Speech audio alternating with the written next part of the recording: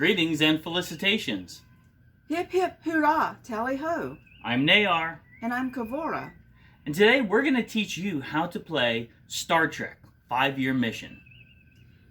A game you can play as a member of the original USS Enterprise, Or as a member of the Next Generation Enterprise. Engage. Star Trek 5-Year Mission is a cooperative game that can be played between 3 and 8 players. 7 players right out of the box, but if you get one of the bonus cards, you'll be able to play up to 8 players. Since it's a cooperative game, everyone is going to play together for a common goal. That is, there's no one loser or one winner. The entire team wins or the entire team fails, just like in Star Trek. Fantastic theme, and it's a fantastic way to play the game because it's very connected to the show and the characters. You have a choice of playing the original Enterprise crew or the Next Generation crew. So all the cards in both crews are included in the game. So if you notice, the cards that come with the game, one side's original series, one side's Next Generation. If you get the bonus card, one of the promo cards, you'll have Janice Rand and Wesley Crusher. I got a chance to talk to the creator of the game, David Witcher, and he ended up signing this for us. Check out a link below to hear that interview with this creator. He's a Star Trek fan, and this is not just a label slap. You really feel like you're in the Star Trek universe. And as I go through the rules, you'll see why. Because everyone has their own ability, their own specialty, and they're able to use their specialties for the help of the greater good of the team. Fantastic layout, high quality cards, even the dice colors are thematic. Everything is very well thought out. You begin the game by choosing which Enterprise you want to play with. We chose the original series Enterprise. There's 2 different sets of cards, original series cards and Next Generation cards. We simply filtered out the Next Generation cards. Comes with a timer. I find it useful to use these micro machines, and we pass this around the table as a reminder of who's in play. It's a marker to tell you the status of the ship's engines. And there's 3 different types of alerts. Think of it as in Jeopardy. The harder questions are going to be more expensive. The easier questions are less expensive. Same thing here. The missions are from easy, more difficult, and very difficult. Every game, you could choose whatever players that you want to play with, but it's always recommended you have at least a captain and a doctor on the team to win. And you'll see the special abilities of these 2 are so unique that it's almost like in Dungeons and Dragons. You're going to have a healer. You're going to have someone powerful. Everything else rounds out the team. You start out with 1 yellow die, 2 red die, and 2 blue die for each player. And if you look at the player cards, it's actually going to lay out where to put the dice. You're going to keep your dice on this action portion. That's because those dice are active. If you get an injury, you're going to put a die on the injury side. Here's a tip I recommend, since you have so few yellow dice, don't put a yellow die in the injury side. Put another color die. You'll see that the colors have play in the game as well. You start out with your starter card, either TNG side or TOS side, and it's the same mission. Each mission, essentially, all it is a dice matching game. You're going to try to match whatever die is on the card. This is a very easy one. You have to get a blue die, and since the arrow is pointing up, roll 5 or higher. 1 die. Subsequent cards, when you flip them over, will have more and more difficult scenarios as the game progresses. For example, now here's a chart that's on the back of the instructions. Anytime you see a white die on the card, it means that you can roll any color and the specific number shown. So on this one, it can be any color die you roll, but it has to be a 6. If you see a color plus a number, it means it has to be the exact color and the exact number. If you see a color and an arrow up, well, we just showed what that is. That would mean that color and the number and higher. A color and a number down, be that color die, the number, and lower. So in this case, it would be 2 or 1. If you see 2 dice blocked in with colors or a white, but they're blocked in together, it means that you have to come up with that combination all at once. Also, you'll see on some cards a variety of alerts. That means that you have to draw a yellow alert card, or you have to draw a red alert card. If you get the hourglass, that means you have to put a timer on that card, and everyone has to work at finishing that mission within the allotted time.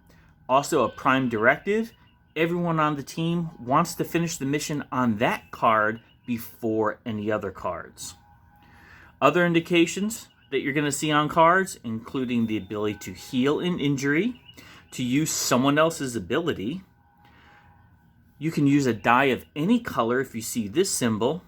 Add 1 to a die, 1 less to a die, or this symbol means re-roll any of your dice. So this card is very handy this instruction booklet is handy to have around. I have the habit of making copies of these and laminating them and handing them around the players as a reference. But once you get the hang of it, after about 2 or 3 turns, the cards are self-explanatory. For example, I'll pull this card up. Notice, you have to roll a red, 4, a blue, 1 or 2, since it has the arrow down, and these have to be completed together. So you have to roll these 2 together, that combination, plus anyone could pop in a die of any color, but it has to be a 4. And notice here, the indicator is 1 or less. You have that. Some cards have this symbol on top. This is going to be towards your end goal. You have a choice. If you want a shorter game, an easier game, you could collect 5 of these points. If you want a more challenging, longer game possibly, you're going to collect 20 of these points. Anything in between. So not all cards have this symbol. If you notice, some do, some don't. You're going to take any time you complete a mission, that is, the team comes together with a combination, you're going to take these point cards and save them. If you don't win a mission, that is, let's say you only have 1 of these die, but you can't come up with this combination within time, that means it's a failed mission. You're going to put your failed missions up here in the failed pile. You're allowed up to 3 rows running at any time. So 3 rows of reds going down, 3 rows of yellows, 3 rows of blues. The team is going to go around clockwise trying to complete all these dice missions along with the instructions that are found on the cards. If you max out your space and you have to flip another card, that means that the last mission gets failed and gets put to the top. Any dice that are on that card get forfeit into the dice pile. They don't go back to the players. So those are the basic mechanics of the game. And if we look at the cards themselves, each card does have special abilities that will contribute to the whole team. For example, Captain Kirk's ability is 1 time on your turn, you may re-roll all of the dice of a single color. Captain Picard, during replenishment, you may take 1 extra die from the pool if 1 is available. So these are bonus actions that you have the option of choosing. Remember I said you always want to have a doctor on the team? Well, this is why. 1 time on your turn, you may use 1 of your blue dice to heal a crew member's injuries. Remove the injury dice equal to the value on the blue die. So as the game progresses, you're going to see that some cards, when you flip them up, someone is going to get injured, and they're going to have to take their die and put it into the injury side. Maybe 2 die as time goes on. So that means their rolls, they're going to have less of a chance of rolling the numbers on the card. You, as the doctor, have the ability to save your teammates and heal them. Notice Dr. Crusher's ability. During dice placement, you may use 1 of your blue dice to reduce 1 injury per crew member on a number of crew equal to the number on that die. And each player has something unique that they can contribute. So there are 4 steps to each turn. The first turn, you're going to draw a new card. So that's what we're going to say as this turn. The second turn, on a normal, once we get through the rotation, is going to replenish any dice that are missing, because you always want to have 5 dice in your pool. Now you're going to roll the dice. For example, Captain Kirk is now going to roll the dice. And then place the die to resolve alerts. So on this, we have to get a 5 or higher. Captain Kirk did complete this mission. The first one is always going to be an easy mission. We're going to put this to the side. There are no points for this one. Now, we're going to take those dice and put them back into the action pile. Mr. Spock goes next. Going to draw a new card. So we have a choice of going easy, medium, or difficult. Let's see what a medium says. Communication failure. Until this card is resolved, crew members may not communicate with each other. Wow, this is a hard one. You want to resolve this as a team as much as possible. The reason being is, as the game progresses, you're going to want to throw ideas towards each other, because there are so many cards in play, and because the potential of the Enterprise engines overheating sometimes gets mixed up. People forget about that it's all of our opportunities to keep the Enterprise running. You'll see that that's one of the alerts that does come up. So as the engines overheat, within time you have to move this disc over.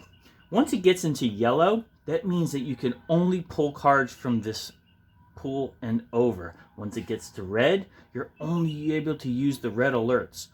Once it gets past this point, the engines have overheated, game is over. Don't want it to get to that point. So the question is, how do you resolve that? What you're going to do is that at any time during play, when you're resolving missions here, you could also use one of your red dice to lower the coolant of this system. For example, you have to hit a 5 or higher, place a 5 or higher, or a solid 6 on these ones. Let's say you wanted to move your coolant system down further 2 spaces so you could pull from the blue again. You would have to use 1 red die here, 1 red die here to get it back down. That's why this is a very active and communicative game. This is a hard card, and you want to be able to get rid of this card as fast as possible. So as the game progresses, I'll give you an example of this is what the game is going to look like within time. You're going to see cards laid out in this sort of fashion. And you'll see some dice listed here because everyone pitches in and tries to resolve as many missions as they can, or parts of mission as they can, on their turn. So you're going to see, as the game progresses, that there's different colored die on different cards.